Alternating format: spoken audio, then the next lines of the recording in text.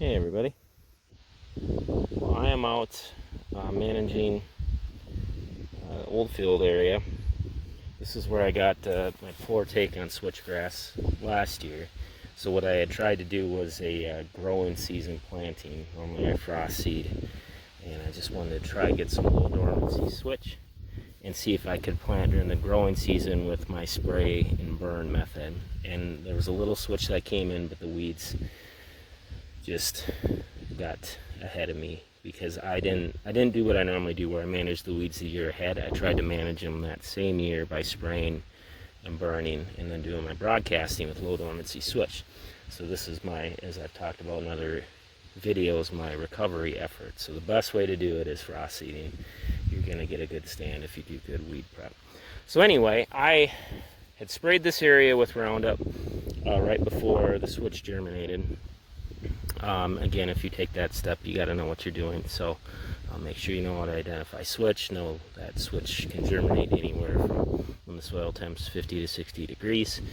Don't take that step if you don't know what you're doing. But anyway, I did my Roundup. I had some sprayer issues, so you can see some green strips in this area. So I decided just to mow it all, just to give my switch its best chance. But what's cool is from the tractor, I could see lots of switchgrass coming, and when I mow high.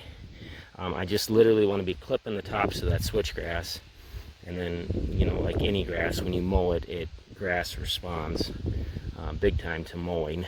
So I think that switch should jump over all this, the little bit of weed competition, some of the cool season grass competition. We are dry here in Minnesota, but if you know anything about warm season grasses, that root goes super deep. So just look up a picture on Google sometime about how deep a switchgrass root goes, and you'll see that there's a reason why it's very drought tolerant.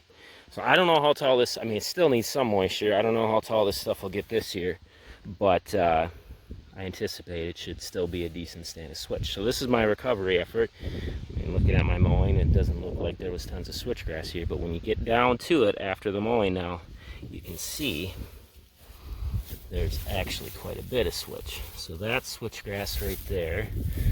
Actually, all this switchgrass kind of has a lighter green tint to it. It really does stand out. I mean, this is switch. Let's see, hopefully you can see that purple stem in the video. I'll try to get out of there. But it's actually fairly thick in here. There's a newer strand of switch. See that nice dark purple stem on that right there. But all this, that is switch. You can see, and this is switch, and it's coming. And you can see the dead thatch sitting here from where I did my Roundup treatment. So that was a very necessary step for this particular stand, because this would all be competition if I hadn't taken that step. But it's dead. I got a good kill on the cool season grasses where my sprayer was working, and then I came and mowed today just to kind of take that final step in this recovery process. Because here, I mean, I didn't need to mow obviously where these dead strips are, but you can see like here there's quite a bit of green, but the switch is still here. So like this is switchgrass. Tough to see, but this right here is switch. I mean, it's scattered throughout where the green's at too. So where I missed with the sprayer, there is still switchgrass coming, so that's why I took the mowing step today. And what I did is kept that mower high, just clipped the top of the weeds. And with the drought that we got going on and the fact they're cool season grasses, I don't see those responding very well after the mowing and the broadleaf plants that I clip, but I do think the switchgrass will jump because of that deep root system. So mowing is definitely a step that can help switchgrass.